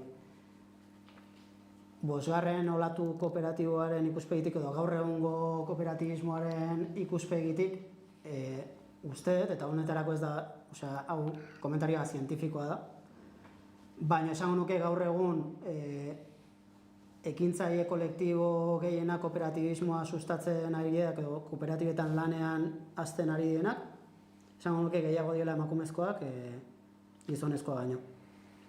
Arrazoiak, segurazki, prekarizazio maila handiagoa dutelako beraien eremuetan, eta guk ikusten dugu adiez interesa handia naiz eta zailtasuna dauden kooperatibismora iristeko oso prekarizatua dauden eremuetatik, zen emakume migratzaileekin hasi bagea lanean, ez da gu onbera gehalako eta ez, esan nahi, responsabilidade korporatibo bategatik, baizik eta eskaerak ditugulako. Baina, iruditzen zaitere lehen komentatueten eskilera sozial horren haustearen gehien nabaritu dutenak emakumezko ikasketa duen emakumezkoak izan diela. Eta nik nire inguruan nabaitzen dut, adiez olatukopen gea 60 kooperatiba momentu honetan, gutxo era, 50 kooperatiba eta beste forma juridiko batzuk. Olatukopen biltzen gean kooperatiba asko daude emakumezkoenak bakarrik, 10 bat kooperatiba emakumeenak bakarrik dira, eta olatukopen bueltan batzarretara etortzen dienean, edo kofabrikako formazioetara etortzen dienak, gehiengoa, esan nuke sortu zenetik olatukopetako fabrika, gehiengoa emakumezkoak. Dira, orduan, gaur egungo kooperatibismoa oso, proportzioa handia dauka emakume ekintzaileena, eta gainera, kooperatibismo horrek bai hartzen du ekonomia feministaren perspektiba, hau da, ez da bakarrik ze arlo produktiboa nola antolatzen dugun edo, baizik eta gure bizitza, gure zaintza kooperatibaren bertan, baino, ez, gure rola ere, ez, langile bezala, baino baita ere, ez, zaintzaile bezala nola orekatzen dugu gure proiektu kooperatiboetan, ez, eta hor badago haustura bat, esango nuke, tradizio kooperatibo protestantearekin, ez, nolabait oso produktibista izan den euskal kooperatibismoarekin haustura bat dago. Gaur egun, balio handia ematen zaiolako, ez produzitzeari, baizik eta lan bat izateari, lan duina izateari, baina bizitza bizigarriak ere izateari. Eta hor nire ustez aldaketa handienetako euskal kooperatibismoan ematen ari dena, nik hor kokatzen dut. Nik uste formakuntzari dagokionez, emakumeak gizonezkoekin parekatua daudela nire ikuspegitik edo nire esperientziatik formakuntzari dagokionez behintzat neko berdindua daude. Gero, ohiko kooperatibismoan ikuste aldaketak ematen ari diela eta emakumeen parte hartzea goi mailako erabaki guneetan egunetik egunea handitzen ari dela, ez nahi genukeen bezain azkar eta indartsu, baizik, hor esperientzia badaude.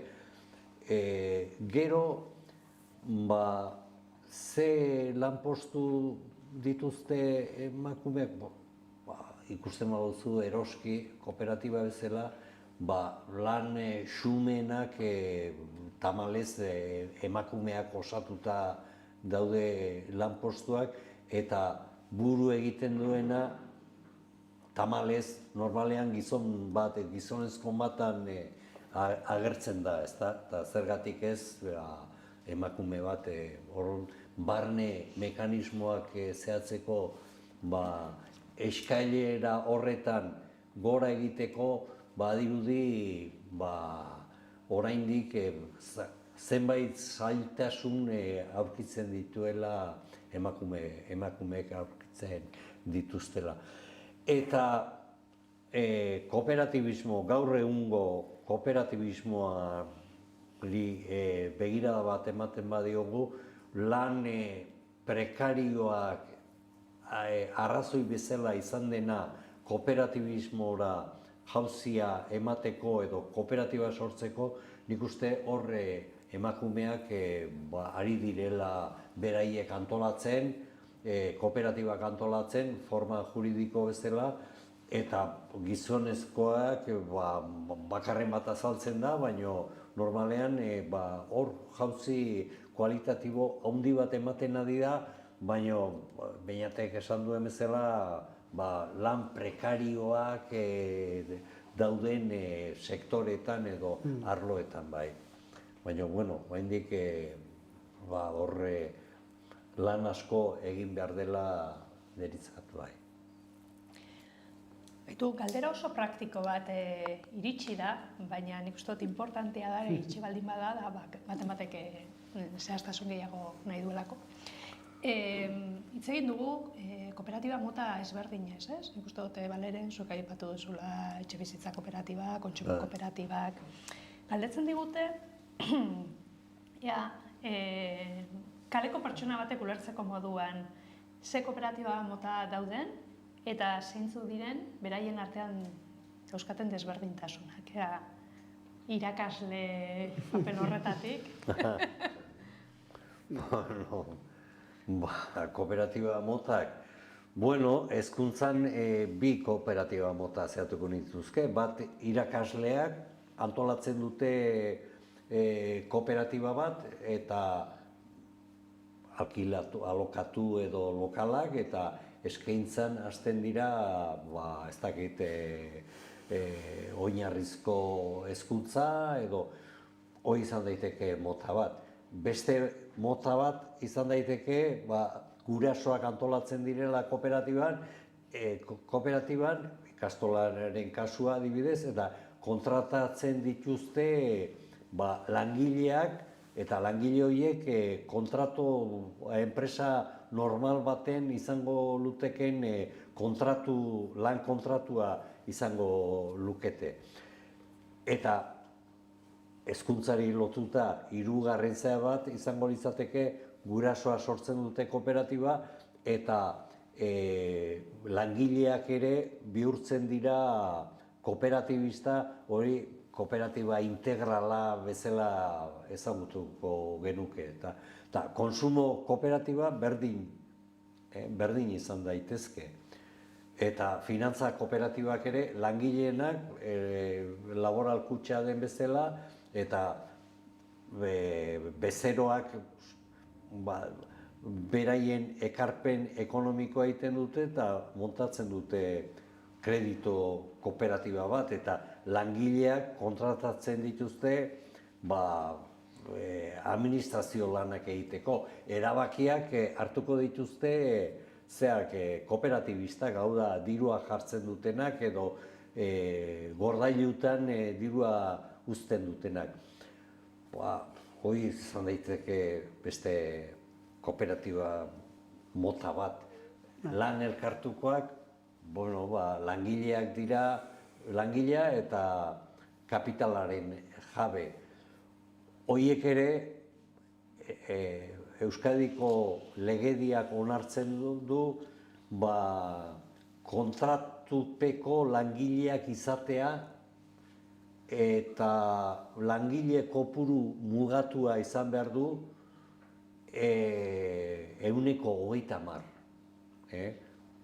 Ordutan kontabilizatzen da, zenbat ordu egiten dituzten kooperatibistak, lan elkartuko bazkideak, eta horren 130 izan daiteke kontratupeko langilea. Orduan, langile horrek ez du parte hartuko organoetan, kooperatibaren organoetan ez du parte hartuko. Kopuru hori 130 handitu daiteke, baina baimena jaso behar du Eusko Jaurlaritzaren aldetik. Eta horrela jarraitu dezakegu etxe bizitza kooperatibak eta abar, baina kontuz, etxe bizitza kooperatibak ere bere trampatxoak edo trampa handiak dauzka. Zeren askotan sustatzailea, promotoreak kooperatiba sortzen du bere familien artekoekin. Sortzen du eta aginte organoak hor zehatzen dira eta deialdia egiten da, kooperatibak honek etxea sortu behar ditu, eraiki behar ditu. Eta kooperatibista behar ditugu. Orduan jendea apuntatzen hasten da, diru ekarpenak egiten ditu, eta handik 2 urtera edo 3 urtera esaten du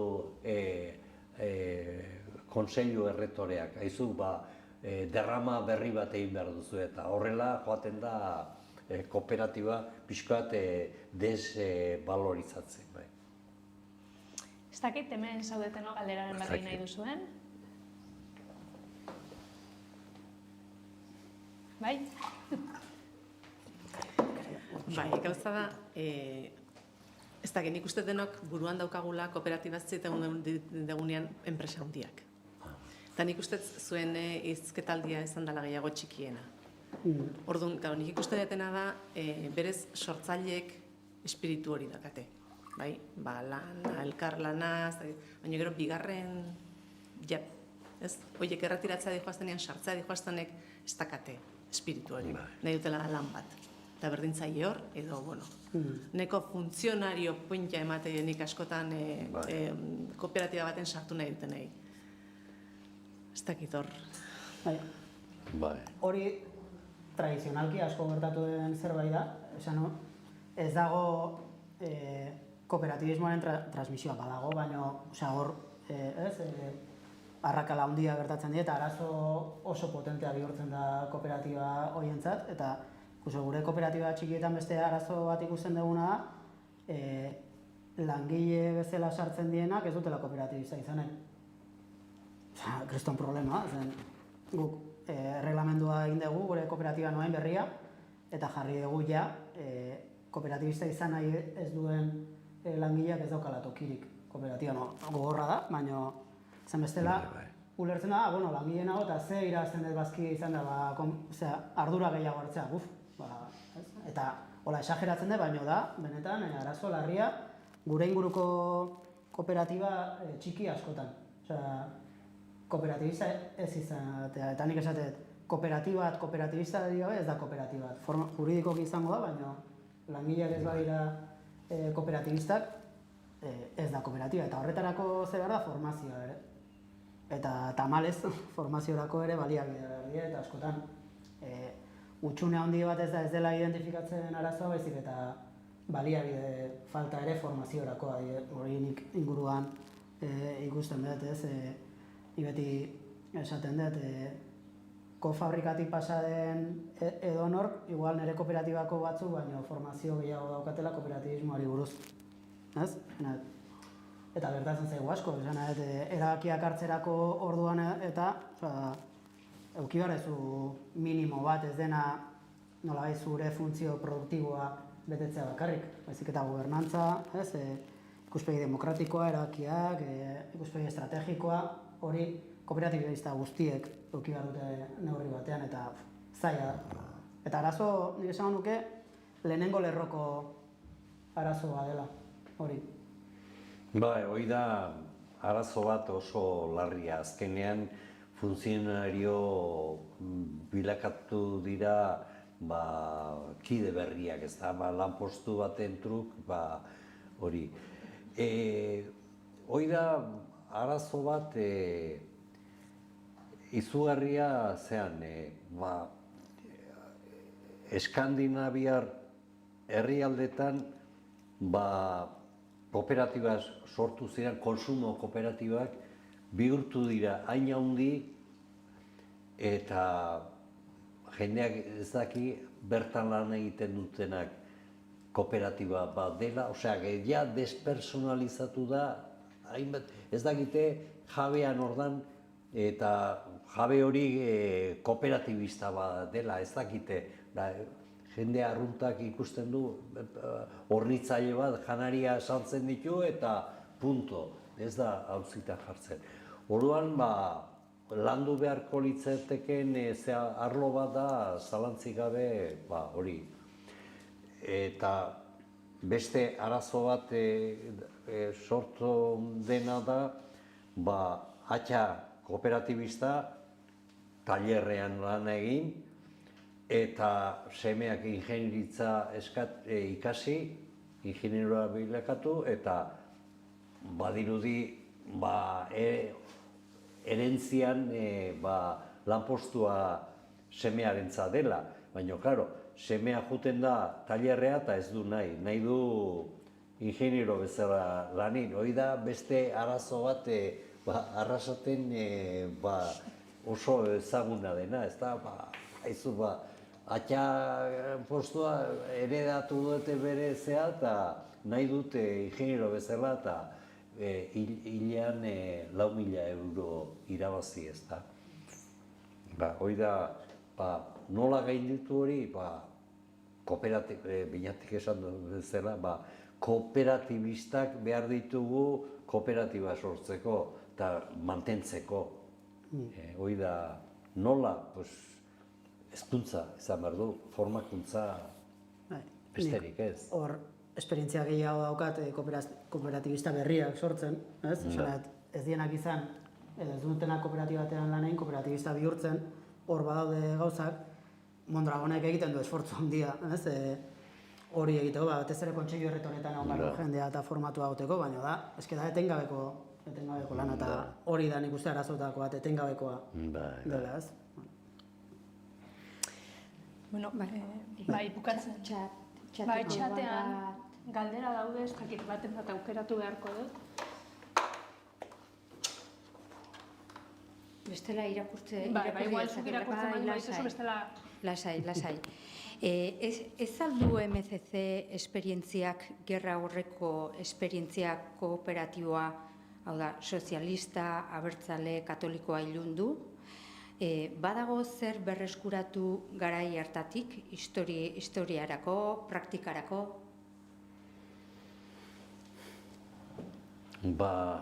Ez dakit. Nik uste garaiak aldatu diela,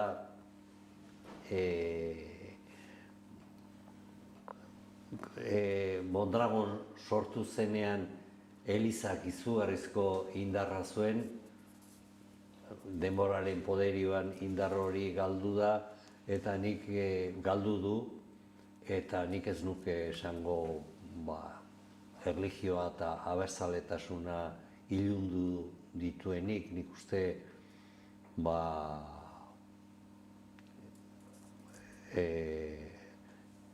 herri kooperatibak kokatuta dauden herrietan abertzaletasuna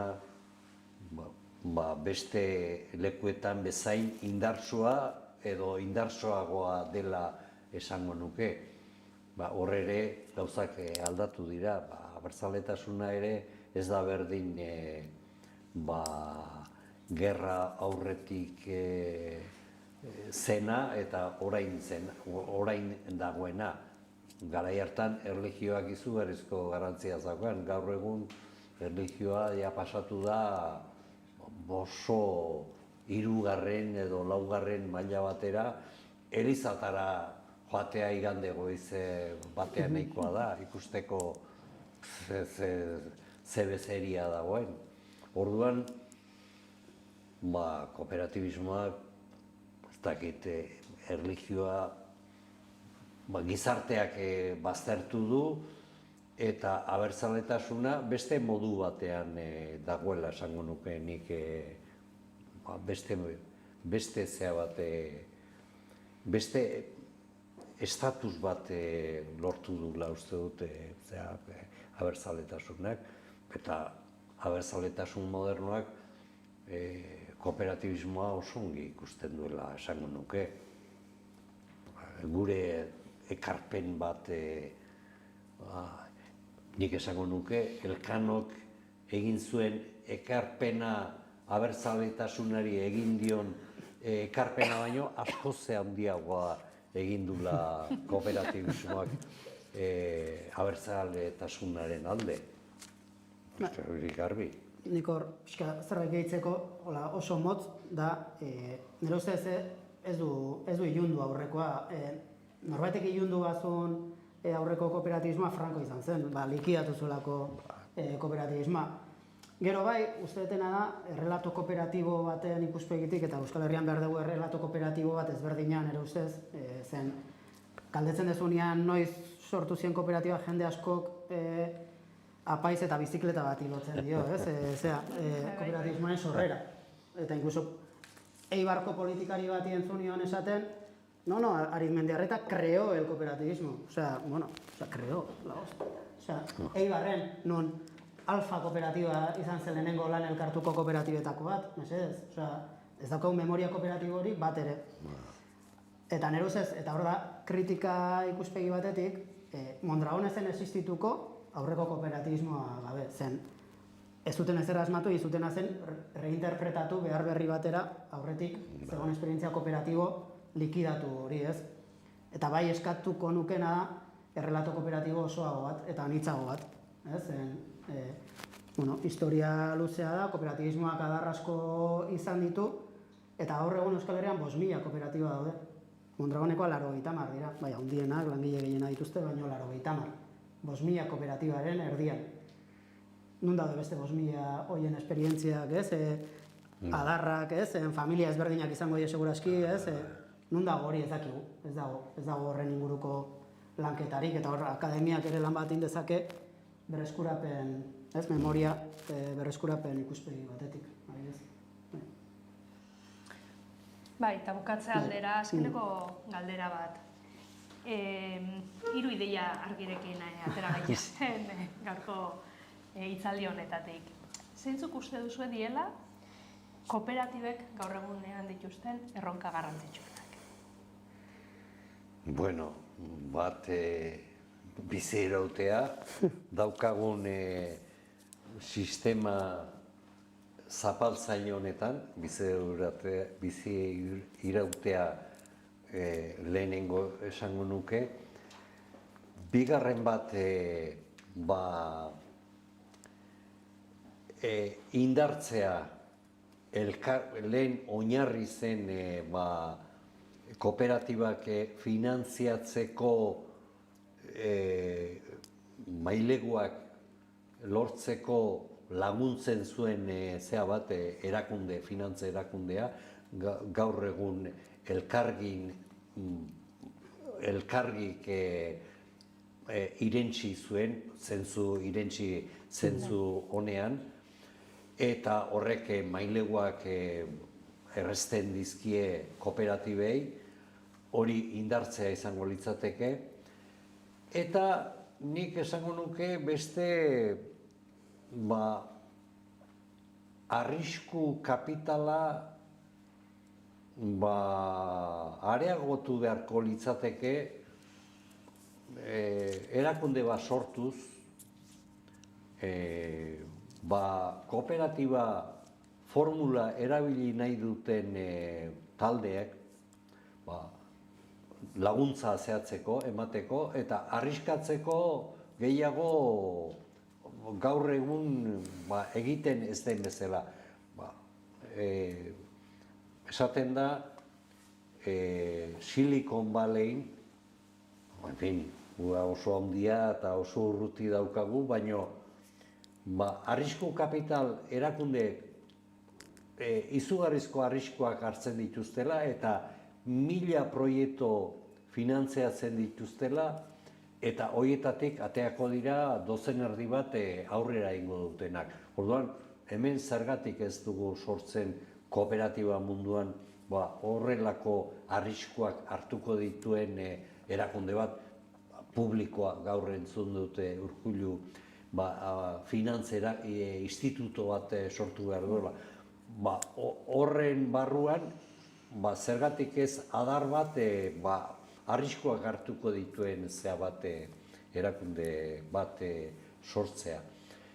Eta hirugarren lehen aipatu duguna, formakuntza erakundeak sortu behar direla, eta ikasketa planetan sartu behar dela kooperatibismoa edo gizarte ekonomian nahi duzuen bezala,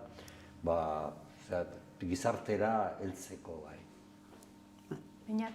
Nik berez erronken zerrenda oso zabala daukat, hortan lan egiten dutelako eta eguneroko gai delako, baina saiatuko naiz konkretua izaten, netzat bada kulturala, krisi ekosozialaren parte, krisi ekosozialan batean gaudelako, horren parte ilunena iruditzen zait marko horretatik eskapatu ezin izana, marko distopikotik, ez da kasualidadea Hollywood eta kultura, masa kultura guztia distopikoa izatea, azkenean delako oraindik markoa izteko beste modu bat, hau da, kultura erabiltzen da, aukerak murrizteko herritarroi.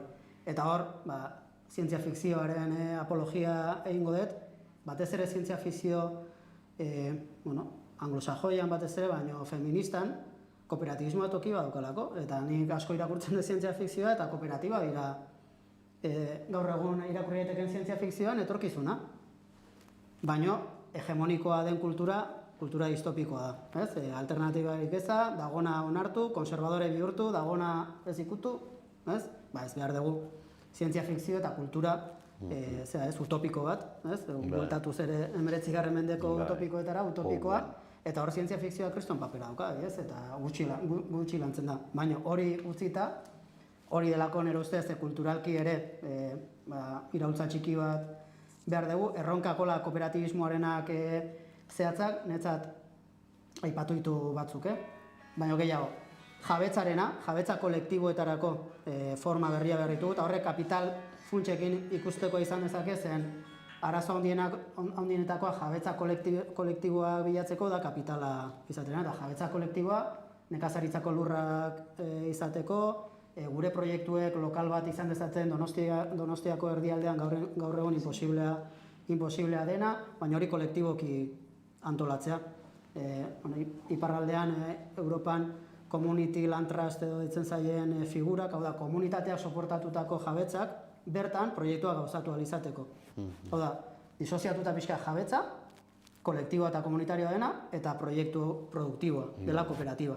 Eta bien arteko simbiosi horretan zenbat gauza egin ahal izango ditzaken gaur egun ezinezkoa den lekutan. Hori bat.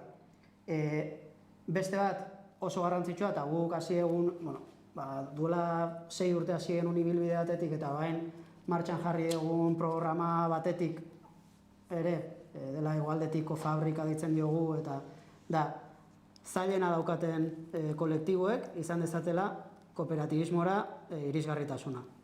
Eta horra sigia batez ere etxeetan lan egiten duten emakume migratuen aldetik, baina beste eremu batzuetara zabaldu daiteke, eta nola egiten dugu kooperatibismoa, bai formakuntza aldetik, baina bai gero sortzeko behar den baliabideen partetik, inbertsioak edo lokalak edo, nola egiten dugu olako proiektuak garatu alizateko, lurralde despoblatuetan edo hirietan, marginalizatuta edo pobretuta dauden kolektiboetan. Hori da niretzat, zen hor iraziko dugu legitimidade berria ere kooperatibismoarentzat.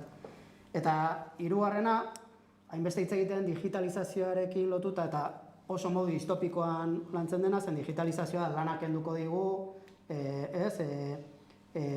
chatbotak azterketak egingo ditu eta ikaslek ez dute ikasiko, hori menire ikaslea zaudetelako eta ez dakit, Marxek esan zuen teknologia erabili behar zela lan gutxiago egiteko, eta gaude lan gehiago ekarriko dugu, lanak kenduko dugu, noski, baina zorionak, izango dugu denbora bizitzeko, baina horretarako ezinbestekoa da tresna digitalen jabetza ere izatea, edo komunitarioa, edo kooperatiboa. Horra diez, guk lan egiten nahian esperientzia bat, eta honekin bukatzen dut, da eraman kooperatiba, Gasteizen banaketak egiten dituen 15 langileko kooperatiba, bizikletan banaketak egiten dituzte, haidi Euskal Herriko Federazio bat sortzen horrelako kooperatibena, baina beraie daukaten teknologia oso beharrezkoa dena, dela Globoren aplikazioa bezala, baina CoopCycle izena du, erabiltzen dute mundu mailan 120 kooperatibak. Lizentzian, jabetza lizentzian, kooperatiba bateena da aplikazio hori. Eta jabetza lizentzian jartzen du aplikazio digital hori erabili dezaketela bakarrik langile kooperatibek. Hau da, dago komuna, tresna digital oso potente baten sorrera, jabetza kolektibo daukana, baina esklusiboki langile kooperatibek erabili dezaketena. Eta 20 kooperatibek erabiltzen dute mundu osoan. Batez ere Frantzian sortutako proiektua da, baina erabiltzen da, ez? Orduan, digitalizazioa modu distopikoan tamalgarria da, eta hori bakarrik erakusten digute, baina digitalizazioa ezinbestekoa da ere, lan gutxiago egiteko eta kooperatibismoa bihurtzeko ere tresna oraindik efizienteago bat gure bizitzak bizigarriak izateko, ez? Eta lan gutxiago eta gure lan jardunaldiak ere jaisteko. Murrizteko. Orduan hor erronkak. Bueno, onarte, eskerrik asko bioi, oso aportazio interesanteak egin dituzuela uste dut. Eta pena bat, galdera asko erantzun gabe geratu dielako, baina, bueno, ikuste ezagun hori oportunidade bezala, eta aurrengo aukera bat egon daiteke, zintzilizka geratu den gai horiei erantzuteko. Urrengo batean. Bueno, eskerrik asko, zuei etortziagatik, eta hemen eta streamingen bitartez entzuten egon zarien guztien.